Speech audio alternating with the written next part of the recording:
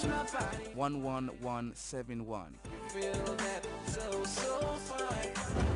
And don't forget, you can always use the Fundring search engine to find your favorite Fundring code by typing the name of the song or the performer and send it by SMS to 138. Keep your callers entertained by playing your favorite music on your AfriCell line. AfriCell Fundring.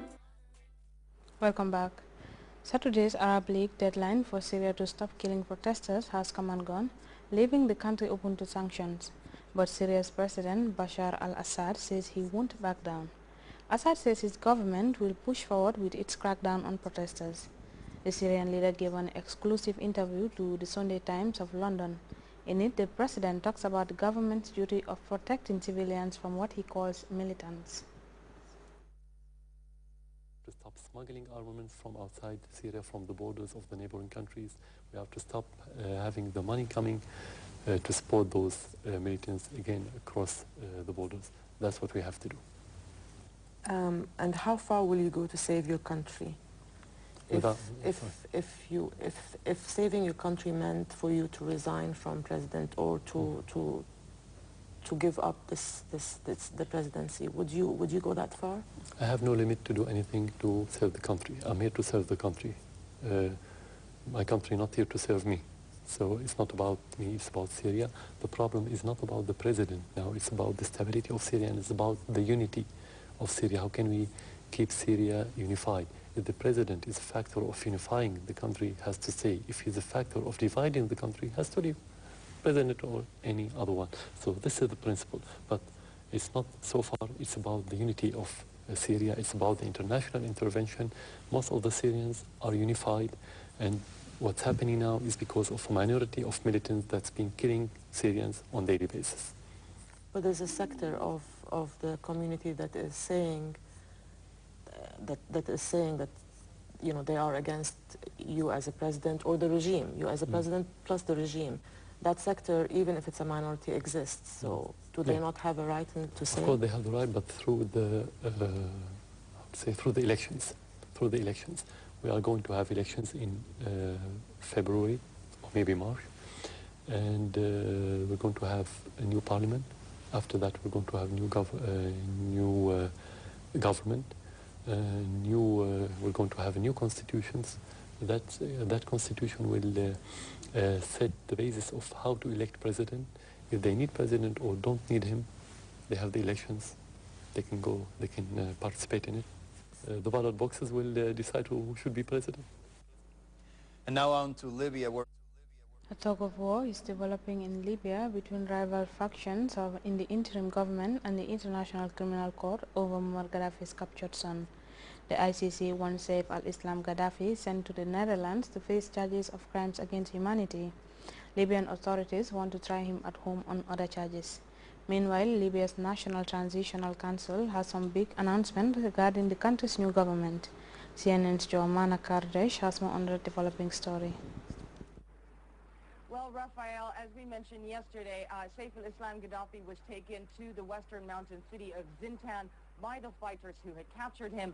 And as far as we are aware, he is still kept there. He is kept in an undisclosed location for security reasons in Zintan. Now, the big question is whether he will be transferred to Tripoli soon or not. We are getting mixed messages. Officials here in Tripoli yesterday told us throughout the day, officials with the National Transitional Council were saying that he will be brought to Tripoli, but we are hearing different messages coming from Zintan, where commanders there are saying that they are going to keep him there for now. One commander we just spoke to a few minutes ago said that he will be kept there and he will be interrogated. Initial investigations with him will take place in Zintan, and once the government is in place, this incoming interim government and the proper authorities are in place, he says they will hand him over. Raphael, there's a belief that possibly what we're seeing here is a political game. Basically, a number of different brigades here, revolutionary fighter brigades, take control of different regions, and it's seen as possibly they're vying for power here to try and get a bigger share in the upcoming government. So they probably, they could be using Saif al-Islam as a bargaining chip here. Joanna. Well, this new government, Rafael, is supposed to be formed in the coming days. Initially, we were expecting it to happen today, but it's not clear that that's going to happen today. Incoming Prime Minister Abdurrahim Al-Kib is scheduled to submit a list of names for his new cabinet to the NTC for approval. It's going to be a very tough task for this government, including what you had just mentioned, Rafael, which is trying to bring together these various groups of fighters under the umbrella of one civilian government. Because so far it is seen, the situation is seen by some as a state of lawlessness here, where every group of these fighters is acting as a separate entity and does not answer back to one central command. So this is definitely going to be one of the major challenges for this incoming government, Rafael. We now take a second break. Stay tuned.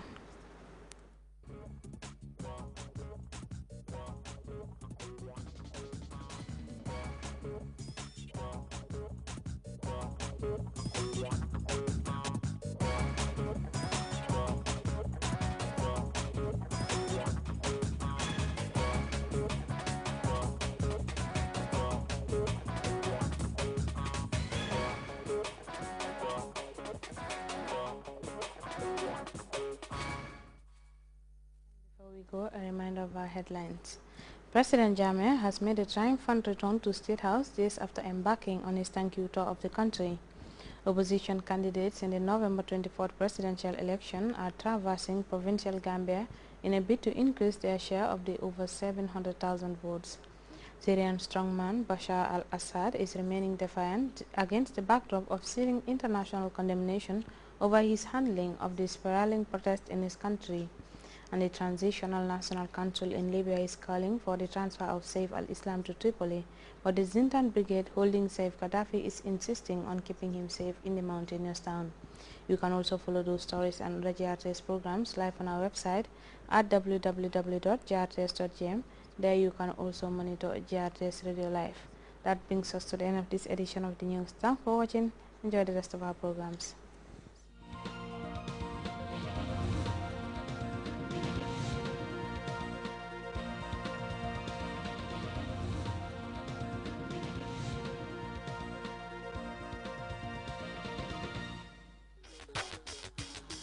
GRTS Digital FM on 98.6 and 102.6, the best FM station in town, where you can capture hundreds and thousands of potential customers with a wider coverage around the country. Advertise today and get your targeted customers. For more information, call 9933263, 9957255, or 4497331 and 9906445. GRTS Digital FM.